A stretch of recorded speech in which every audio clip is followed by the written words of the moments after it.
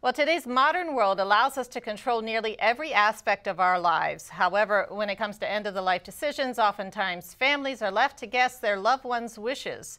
Dr. Dan Morhaim is a practicing physician and a state delegate, and he's also the author of The Better End, and he's joining us now in the studio to tell us about his book. So tell us a little bit about why you decided to write this. I decided to write it for three reasons. One, family. My stepfather died at home, and that was really in stark contrast to the kinds of deaths I'd witnessed as a practicing physician. I've been an emergency medicine physician for many years. And then as a legislator, we always are dealing with healthcare issues. And it's not easy as a politician to step up and say, let's talk about end-of-life care. It's not a really easy or popular topic, but we are the first generation in human history that likely has some say about how we die. But we found through a study at Johns Hopkins, where I'm on the faculty, that not very many Americans and not very many Marylanders have taken advantage of free, legal, straightforward forms called advance directives, also known as living wills, that would enable them and empower them to make decisions about end-of-life care according to their own values. So many of us like to be in charge of our own lives, our own destinies. What is it that you are suggesting people do? I'm suggesting that they get advance directives forms, which are readily available, and fill them out and complete them. It's not hard to do, but it is a challenge to start that process, bring it up with your family, and that's really why I wrote the book. The book is stories and practical information, and I'm so thrilled, by the way, that it was endorsed by Maya Angelou, really premier person in American literature, and Dr. Ben Carson, maybe the best neurosurgeon on the planet, endorsed this book.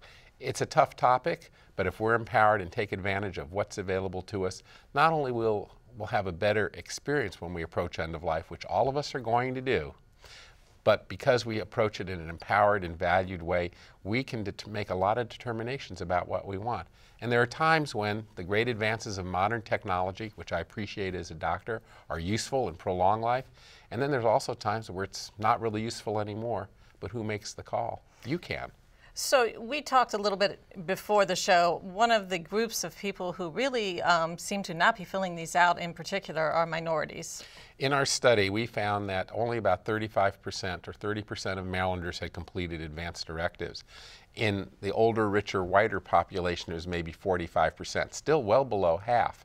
But in the minority populations, it was only 5 or 10%. So we identified this as another of what we call healthcare disparities. And part of the mission of the book is to help the minority community and encourage them to take advantage of these forms, which they really haven't. Now, you've actually interviewed a lot of people who are facing end-of-life decisions. What did you learn during these interviews? What I've learned and what I've experienced as a physician and also as a human being with family members is that when you have these discussions, everybody knows the issue is there. We're just afraid to talk about it. You know, 30 years ago, women couldn't talk about breast cancer, or maybe you couldn't talk about other conditions in the family, but now we can. Given the large baby boom generation, a large number of people making decisions now for themselves and their family, given the amazing advances in technology, we are either going to keep our heads in the sand and pretend this isn't happening, or we can approach this with knowledge and insight and foresight and plan things. So when people have this discussion and among their families, they really feel a lot better afterwards. It's like there's a burden and it's relieved. They know it's there, and this gives people something to do and make what could be otherwise a really miserable experience somewhat more empowering, and also becomes a valuable experience for family members to participate, and a really spiritual growth thing that connects us all as human beings. We're just about out of time, but what do you want people, what's the main thing you want people to be left with after reading the book? I want them to feel empowered, that they have something that no humans have had before, the ability to say something about how we die. And by the way, you can save a lot of money if you do this for the healthcare system. The main reason to do this is for humane, personalized care, but we spend a colossal amount of money on end-of-life care, much of which I have to say is really wasted.